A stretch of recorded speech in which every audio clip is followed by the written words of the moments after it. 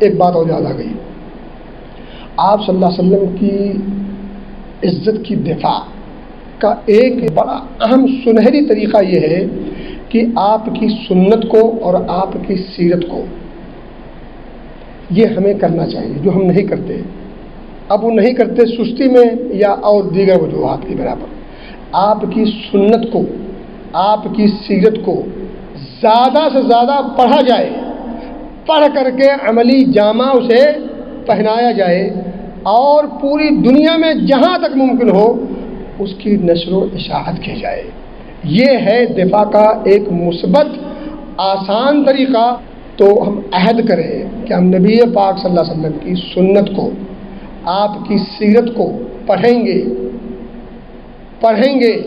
اپنے آپ میں اتاریں گے، اور جہاں تک ممکن ہو سکے اس کی نشر و اشاعت کریں گے۔ میرے بھائیو دوستو، یہ وہ کام ہے جو ہمیشہ کا ہے۔